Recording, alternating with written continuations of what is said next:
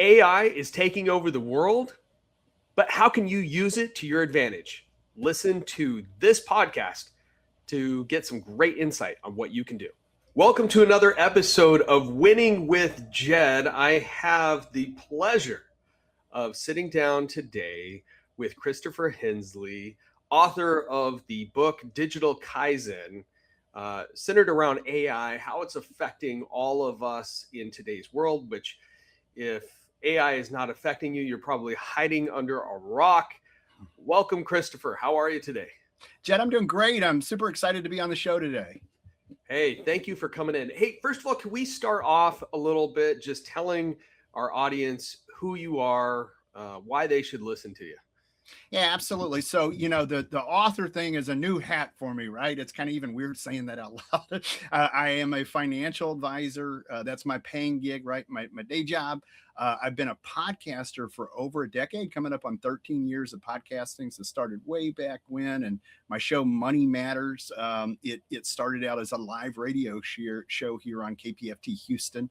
And so been doing this over 300, I think, or 350 something episodes now. And the book surprisingly has hit #1. Now, when I say that, it's in the business office skills category, right? Who even knew that there was a business office skills category at all, right?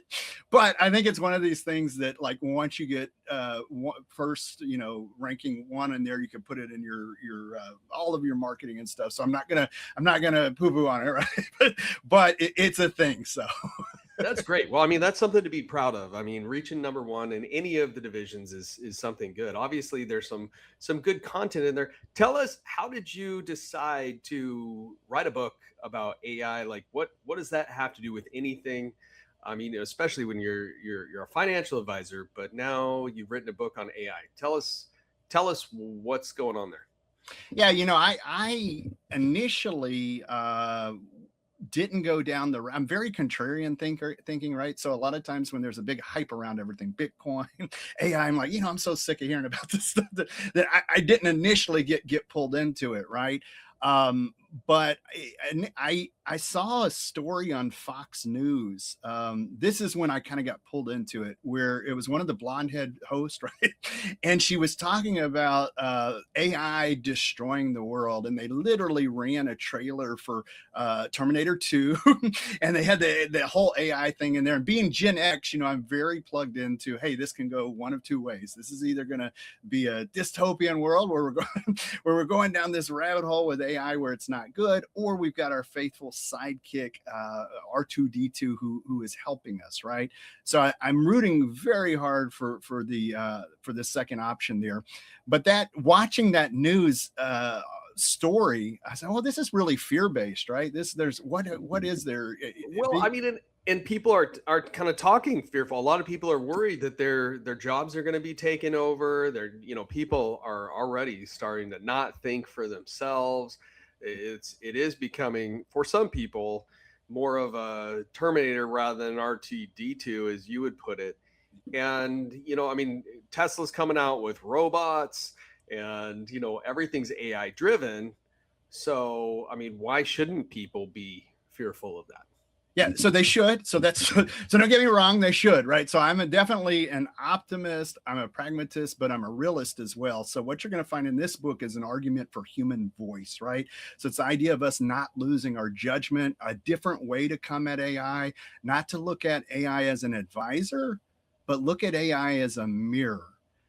And that literally the conversation about how do we keep our humanity? How do we not lose our role here? Right? The train's already left the station. Sorry. Yeah. This conversation's already started. There's no way to reel it back. So how do we stay human beings? And how do we adapt to this AI overload? How do we make it work for us instead of us working for it? Right? That's literally what the book was written about. And I dove really deep into it. So when I did decide, like, okay, this is maybe, if it's fear-based, let me start exploring this.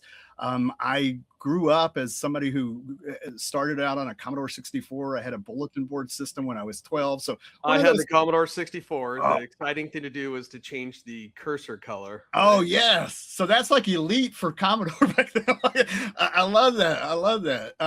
So somebody who was kind of already wired for tech, it was more of a, once I understood what it was all about, having a philosophy background, realizing that, you don't have to be a data scientist to be able to use plain language to talk to AI.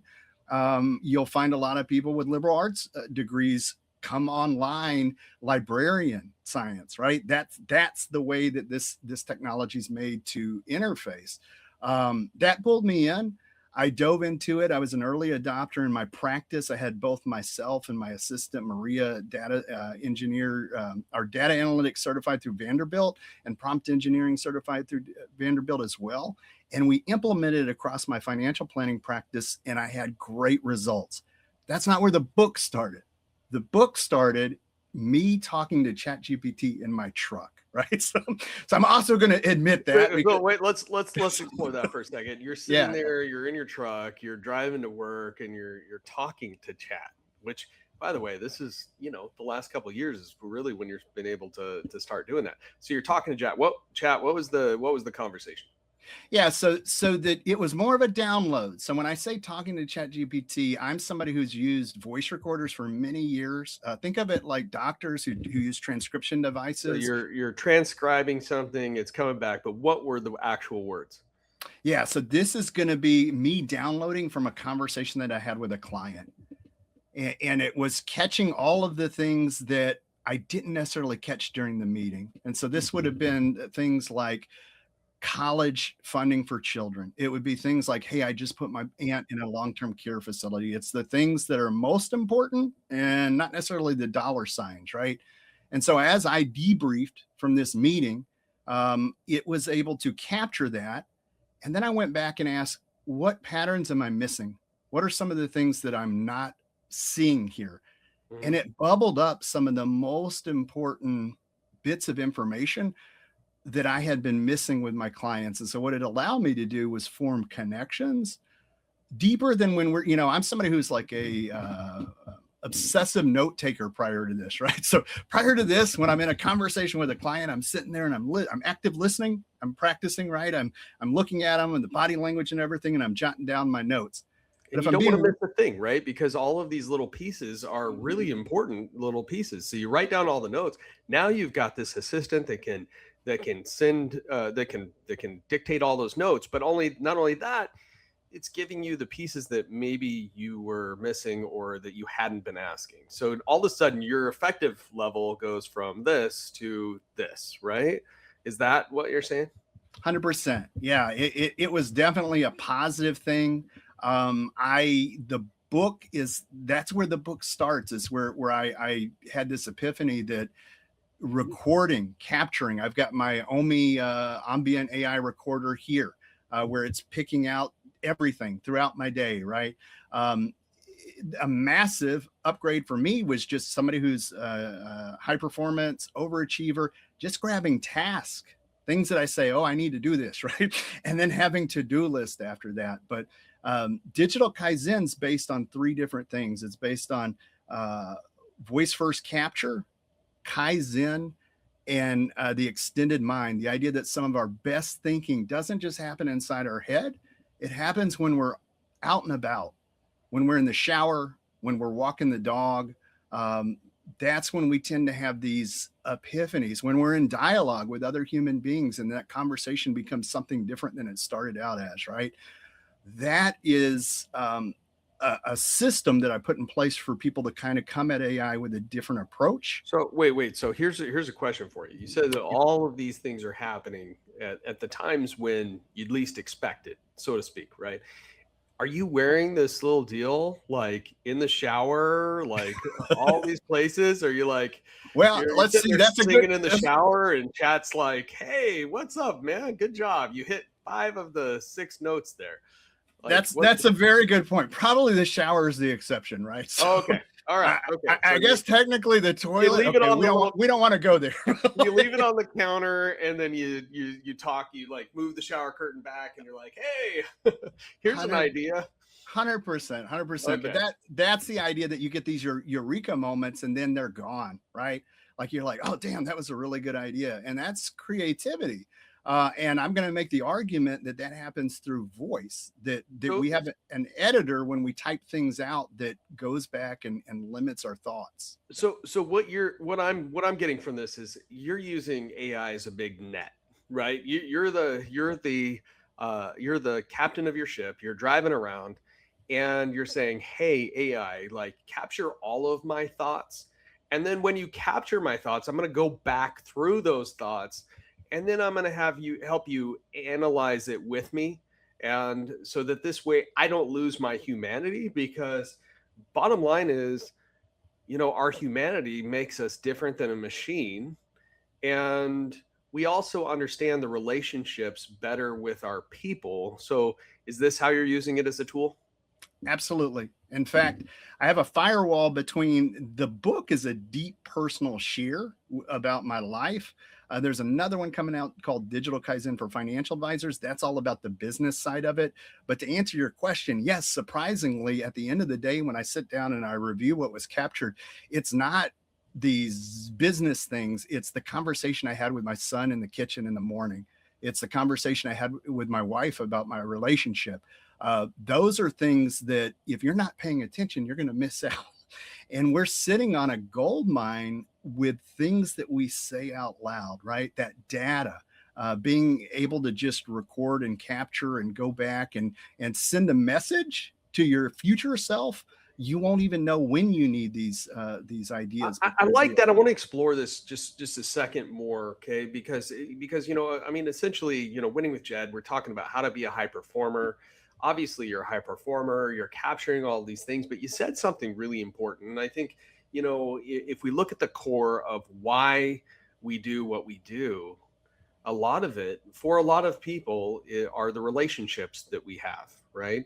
And so you said, hey, you know what, it's the conversation I had with my son. You said it's the conversation I'm having with my wife. A lot of people, it's one of those things where small conversations add up over time, right? So it's one of those things where you say a compliment to your wife, right? And that's going to build up the relationship. If you're too critical repeatedly, that's also going to tear down your relationship. Same thing with your kids. Maybe they're talking about something that's really important to them. What are the things that are going on? And so you're using this as that net to capture all of those conversations. Is that right? Yeah, absolutely. That's 100% correct there. The relationships to me are some of the most interesting things that come out of it. Imagine being in a conversation with somebody and then being, oh, let me check the tape. And you can literally go back and see, right? I don't recommend doing that. If you want to ruin a relationship, do that. but you have the idea there that it's capturing moments throughout your life that are super duper important to you. One of the things I write about in the book is legacy. And in my industry, people think of legacy like estate planning, right? Like legal documents, will planning, that sort of stuff. Yeah. But that's not the legacy I'm talking about. I'm talking about the most important ideas, oral tradition, things that we want to pass on to the next generation, or even our future self. Being able to capture, and that's one of the biggest arguments in the book, is just try it. Pick up your phone, doesn't cost you anything. Hit voice record. Omi is a company that allows you to do it for free. That's one of them, but there's many of these other ones out there. And just start recording, and then go back at the end of the week and say, what have I missed? For all the listeners, what actual app or product do you use to capture all of that, and why? Yeah. So right now, today, my setup is going to look crazy and convoluted. So I'm using For a starter. Yeah. What should they use? So for a starter, Omi is the one I'm using right now. Spell that for us. It's OMI. Okay. And this one is really super cool. I like it because it's open source. You own your data. I'm really big on privacy and data sovereignty, so you don't have to worry about that. When I wrote the book, I started out using one called BAI. They got bought out by Amazon, and then I was like, I don't think it's great, Amazon having my. So that's a thing, right? So be aware of that. You want to make sure that it's private. You know? Absolutely. Absolutely. So Omi is what I'm wearing for that. They have an app that you can use on your phone, doesn't cost anything, and you can try it. There's other ones, Plod. So is there like a monthly subscription or something? Like what is? So I pay an annual fee for Omi, but you don't have to. Like if you just want to use, that's the thing. If you just want to use your cell phone, because we have whether you're on iPhone or Android, you already have a voice recorder on there. You literally can just open the voice recorder and start voice journaling, right? But that's my setup now is Omi because it's ambient capturing. There has been some discovery on my side since I started this. I'm a very strong advocate of something called signal curation. There are some negative side effects when you start recording everything, right? We're on a podcast. I listen to podcasts all day long. I watch Netflix, right? And so imagine if you just hit record on everything, how much junk you get in there, right?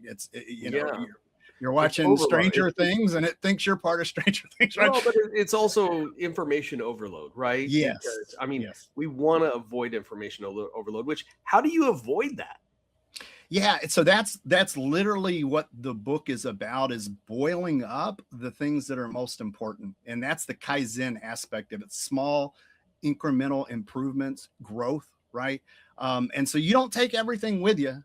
You don't want to take everything with you. That's too much. There's a reason we don't have, we're not a good storage device. Humans aren't great at memory. The concept of second brain, personal knowledge management, that's what this is about. What are the top, let's say 3 things that you take from your day that you put the high priority? When you look back at the recording of the day, what are the top 3 things you look for? Yeah. So missed tasks, things that I said that I needed to calendar or put on my schedule, right? That's huge for me. Somebody just running around, a solo entrepreneur, right? So it's somebody who's managing millions of dollars of assets, being able to. Tasks. What else? So task is going to be the big one. Personal goals that I may have mentioned, and then insights. And insights is one that I continually go back and curate. Those are my gold nuggets, the insights throughout the day. And AI, here's where everything that we've talked about, you really don't have to have AI for it. When you go back and you look for patterns, that's the main use case for the AI. Is it's a really good pattern recognition. So I'm not asking it like, hey, tell me how to live my life, right? I'm not asking for it to advise. I'm asking it to go in and pull out patterns that I then can decide whether those things are important to me, right? So don't delegate meaning. That's another main theme in the book. That's something we don't want to. When you say don't delegate meaning, tell us for the person who's listening to this, what does that mean?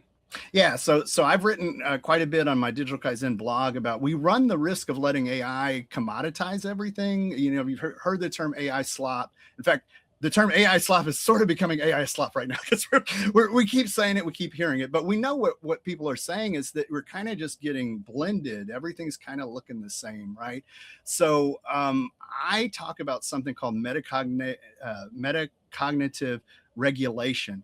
And I believe that's a better term for what our role is going to end up being as we're bringing in this AI disruptor all across everything, right? If you were trying to silently bow out of AI and you waited a year and then you pull up your emails and it's integrated in Copilot and Word, good luck with that. It's there, right? It's on your phone. You can say the G word out loud. It's here, right? Whether we like it or not. It's here. So super important to make sure to not delegate meaning, to keep your voice. So when I wrote the book about voice capture, it's also about having an authentic voice, keeping your meaning and really finding out what that is. I talk a lot about controller docs. So as this technology changes and you've got that FOMO of like, am I using the right app? Is it Chat? Is it Grok? Is it Claude? Right? So I recommend that people put together a controller doc where you go through and you list out your values, your mission, who you are, know thyself, right? And that way your meaning is portable. I think that's a really good piece is before you lose yourself, identify who you are Huge. without AI, right? Because it's going to get real easy, I think, for people to get lost in that.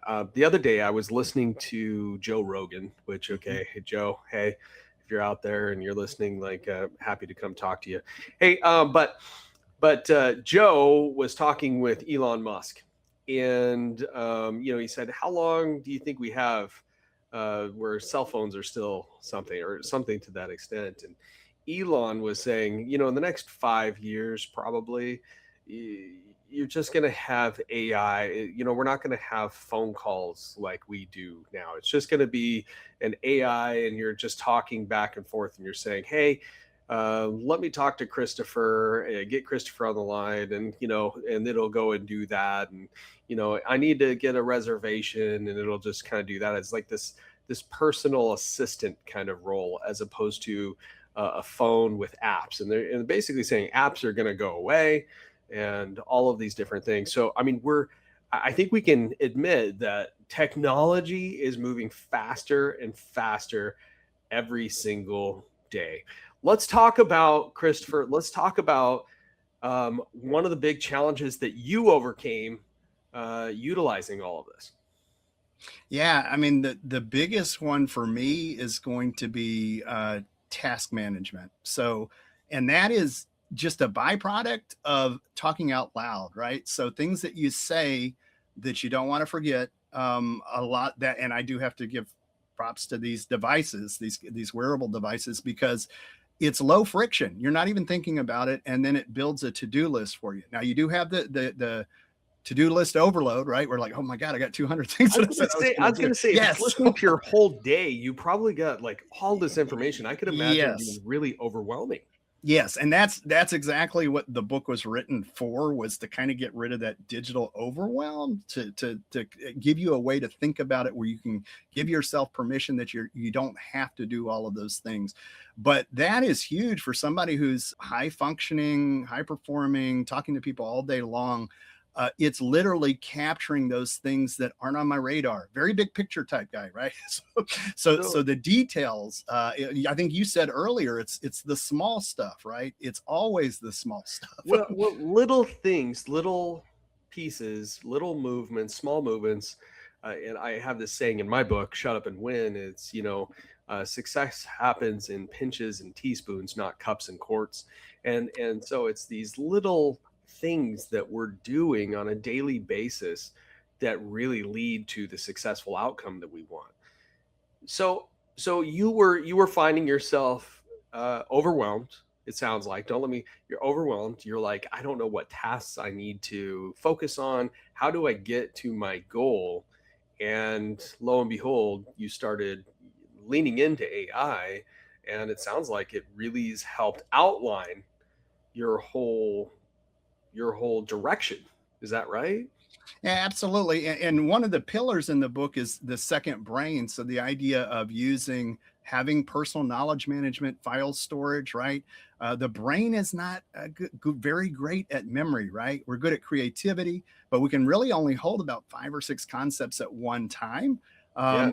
And so having something that is grabbing time, taking snapshots of time for us, right? And we're just talking about audio now. You mentioned earlier wearables. These are regular, but these are my readers, by the way. These are not smart glasses. So but the idea that smart glasses are on the way, right? I mean, we've got some that are already on the market. They're not quite where we want them to be, but they're going to be capturing video. So being able to use that second brain principle of having storage for our memory is huge. That was a game changer for me. Um, yeah, And it that sounds made like a big impact. that really helped you get to the next level. Did you see like a certain percentage of improvement? Like what was the result that you saw, like the tangible result? Yeah, I mean, if you go to my YouTube and you look at what my channel's at right now, if you look at my LinkedIn followers, that's all through content marketing. And I'm going to tell you, if you look at those, if you go to those 2 spots and look at them, I'm just one guy, right? So I've been using AI. I wrote, like when ChatGPT came out, I wrote something called Podcast Promoter. It was a GPTs. It basically, I took Google's SEO rules and squished them into a GPTs, and was using that early on. And now I'm doing other stuff that's using AI SEO. But these are things that this is changing everything. As what a kind of podcast. growth? What kind of growth did you see utilizing that? Do you have a percentage? Well, so let's see. I couldn't give you a percentage on viewers, but I can tell you that if you go to the YouTube channel and look at it, we've got a lot more followers than we did before we put an effort on it. What is your YouTube channel? So it's Christopher Hensley. You would have to go look for that. The easiest way for listeners to find it is go to www.moneymatterspodcast.com, and there's a link to it there. And even when we talk about podcasts, for somebody who's been doing this over 13 years, it's gone from audio to video. People just assume it's a video podcast now. So that was something that AI has all along the way, since we've made that change, been a positive and amplifier. People want to see your face. They want to know that you're authentic too, that you're not some robot. Which, are you AI or are you real? No, I haven't quite got that part. But yeah, I think the conversation you were talking about with Joe Rogan and Elon Musk, the idea of clones, like when you said that it's going to be a conversation between people, good luck talking to somebody. They might have cloned themselves and have a conversation like that, right? There's some great movies about that too. The funny thing is, and I don't even know if it's funny, but the reality is a lot of the things that we thought weren't possible because of AI, it's making it very possible. Tell us, in your opinion, what is the biggest hurdle that you've had to overcome in your life? Well, so being an entrepreneur, I've been doing financial planning for over 23 years now. Just the idea of the grind and getting out there and building a business. It's a different day and age now. When I grew up, it was literally cold calling, getting on the phone and getting people to know you, trust you, and like you, right? One of the biggest trust industries out there. People don't just hand you their money, right? Here's my life savings, right?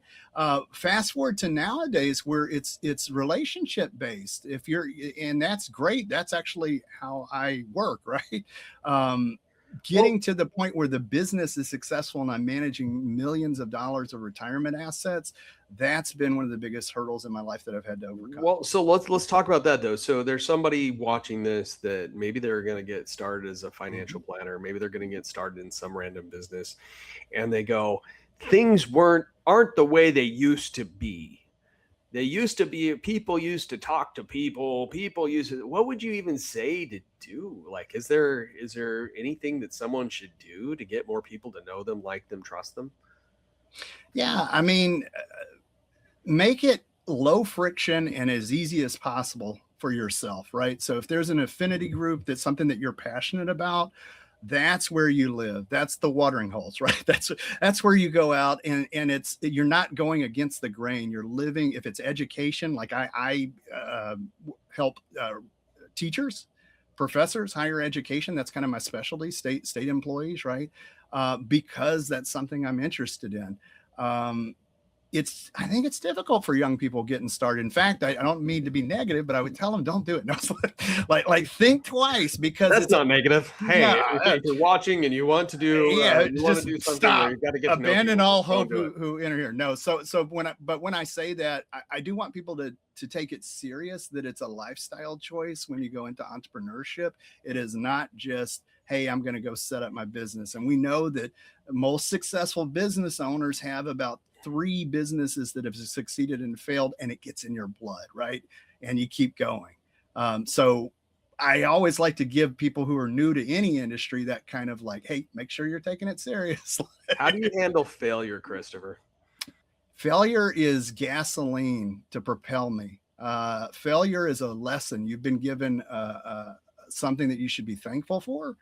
So and you're and sitting in the ex- living room with somebody, you're having a yeah. conversation with them. They're like, "Thanks, Christopher. We're going with somebody else." And you're like, "Oh, gasoline. I'm super excited."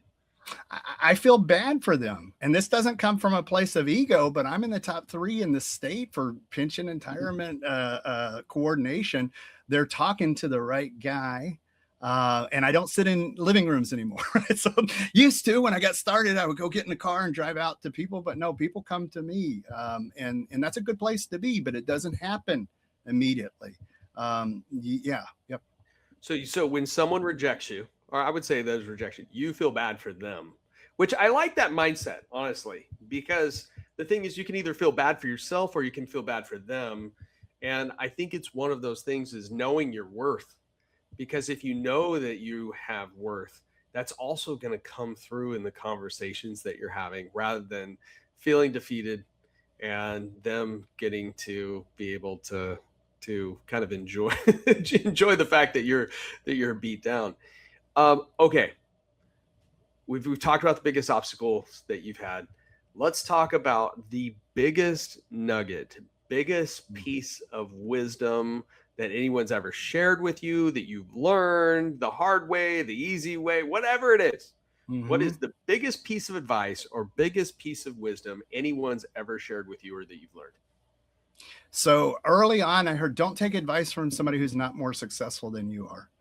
And that sounds, that's a big one, right? So when I say that, I'm not talking about financially successful. I'm talking about whatever that skill set is that you're trying to find in life, whether it's relationships, whether it's money, whether it's whatever it is. If you're going to take advice from somebody, make sure you're taking it from somebody who's lived the life, that's walked the walk, that's had that experience, right? Um, that's one of the things that stuck with me. That's super important. Yeah. See, I actually love that because it's like people go to their friends. Sometimes, people will go through, and I've been in the housing industry for years and years and years. Okay. And people will go, "Hey, what do you think about this?" And they're asking all of these people, some people that don't own homes, people that do own homes. They're asking all of these things. And, they're giving them all sorts of answers that really are not, in my opinion, the things that they should be looking at, right? Yeah. It's all Yeah. about where they're going. Somebody said to me one time, if you want the wrong answer, ask a lot of people. Yeah. You can crowdsource a lot of junk, right? Look for best of practice, best of class. Go to the top, who's doing the right thing and what you're trying to learn or do. Yeah. I said in my book too, in Shut Up and Win, I've said never take a no from someone that can't give you a yes. If you're I like that. talking, if you're talking to the wrong person that can't say yes, you shouldn't be talking to that person asking that question. But I love yours because you're like, don't take advice from somebody that hasn't won in that area. And I'm changing it a little bit, but we do that a lot of times because we like people or we Yeah. trust people and we want to ask people things that we trust. And I think that all of those people have good intentions, but good intentions aren't good enough. Yeah. I mean, if you're talking about your financial future and you're asking somebody that's broke on the other end how to save your money, no offense on them, but they probably don't have that skill set. If you're asking somebody that's overweight, how do I get fit? Maybe they have some good thoughts, but they're not living it. So I like that. Like, ask the people that are living it or have lived it how to be successful. Don't ask people that haven't. And I talk about this in the book. I call it wisdom. And my definition of wisdom is high level pattern recognition. It's not necessarily that people are wise, like the philosophers, right? It's that we've seen this road, this path over and over again until we know the correct path and we're guiding people that way. That's wisdom, that's experience. That's where you get these gray hairs here, right? So looking for people that have gone down that path before. Speaking of gray hairs, I mean, I'm not going to say anything. I'm like, I recently had a birthday and I'm like, oh my gosh, I'm feeling old. Nice. Let me ask you this. So we know your biggest bit of wisdom that you can share, and I love that. But what is kind of the thing that drives you every day to get up out of bed to keep on going? So I am self motivated. I get up going. every morning. It's annoying. My wife says it's I get up whistling. Right. I'm a morning person. Not everybody's like this. It can be quite annoying to others. Right. But I'm very goal focused, I guess. And so when I get going on something, I'm just jazzed up and ready to go. If I'm trying to share that with others and put it into words, being passionate about what you do, I feel good about what I do for a living, right? I'm helping people. That speaks to me. And every morning when I go into the office, that's what I'm doing. I'm helping people's lives. That jazzes me up. I didn't get there automatically, so I would tell people to find that thing that puts them in the place where they could say the same thing, and then it's a lot easier, low friction, right? A lot of people are going to work every day, not because they want to, but because they have to. There's a need, right? They've got to eat, they've got to keep a roof over their head, they've got to do all of these things. And so they don't feel like they're able to do the things they want to do. There was this one part of a movie, and I loved this, which was this guy. He says, you know what? They say, how you doing? He's like, well, I get up every single day, I clap my hands, and I say, today is going to be a great day. And you know what? I think that there's something to that, right? It's declaring what kind of day, what kind of passion you're going to tackle that day with. And by the way, that has nothing to do with what actually happens that day. You're declaring what it is that's going to happen. Here's the last question that I have for you, or one of the last questions. I'll probably come up with more. Do you think you are successful, and why? Yeah, I do, but it's not for the dollar signs. It's because for the reason I just shared with you earlier. I was younger, I wanted to be a philosophy professor. Then when I started studying philosophy, I realized my teachers were probably some of the most unhappy people on the planet. And so, boy, do I really want to do that. And when I understand the universe, I become unhappy.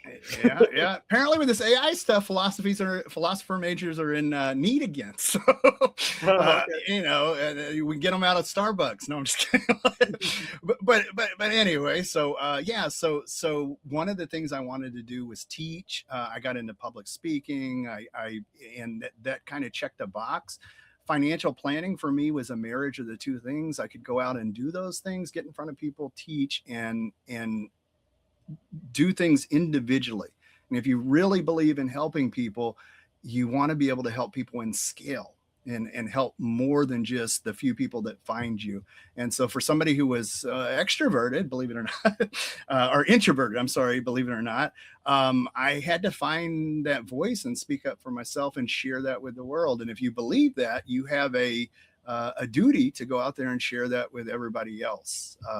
That's what makes me successful, is because I'm able to say I do something that really leaves a mark on the world and makes people better.